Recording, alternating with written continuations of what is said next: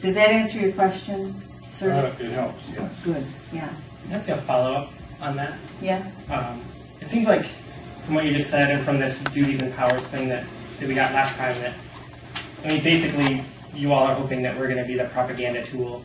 I mean, it's nice to say ambassador, but really it's a propaganda tool to tell the county that we need a jail and it has to be bigger and we have to put more people inside of it. And I don't see how that's citizen input at all. And I definitely agree that without citizen input, it's not going to go well, but half the people on the board aren't even regular citizens. They work for the government, or they're planning to work for the government, or used to work for the government. And it just seems like none of this lines up with citizen input. It's not real people saying what they want and what they need and the things that will make their lives better, or what's making their lives hard right now about it. It's saying, you need to learn why we have to have a new jail, and then you have to figure out how to convince everyone else that that's true. I just don't get that. I don't think that says that. It may be I mean, you can interpret the word however.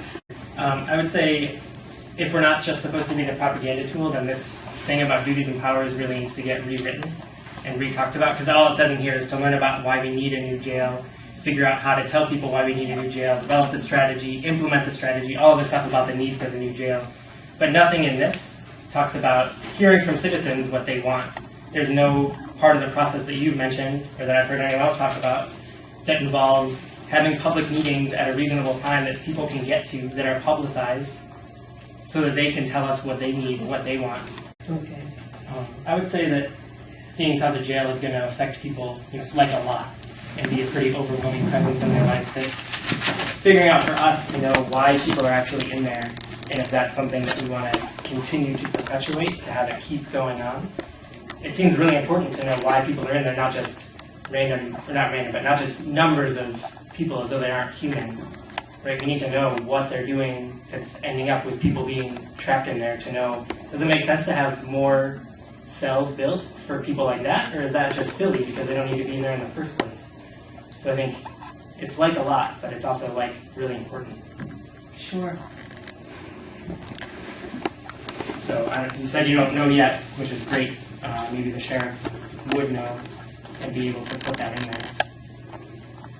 Yeah. Or I would say, if they're out working in the community all day, every day, they can't sleep at home. There's not just they don't have to be in the basement, they don't have to be incarcerated. If they're trusted enough to go out and do that, then why are we paying to house them in an under-kept up, poor, it's terrible. It doesn't make any sense. They're not getting any life, they're not getting anything. And the other half are minimum security people that, I don't know, just some of the stuff that surprised me last time was the sheriff said that it's 65% pre-trial in the jail. It doesn't make any sense why it has to stay so overcrowded, or why we have to build something bigger to just house more people pre-trial, when there's plenty of other ways to get people reporting to court and self-reporting for jail time if they get sentenced to that later on. It just seems like planning to continue to expand this model doesn't make any sense.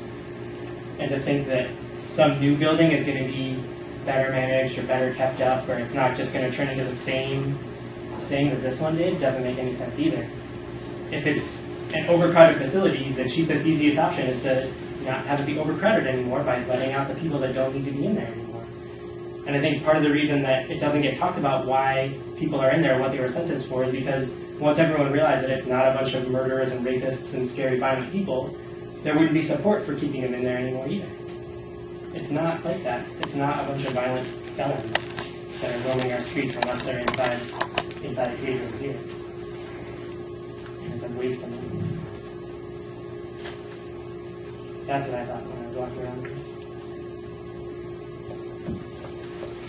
My feeling is the condition of this jail is a large cost to this county, and that there are opportunities with a new design and a new facility, even if it were the same size, would cost this county much less than what we're currently paying for the facility.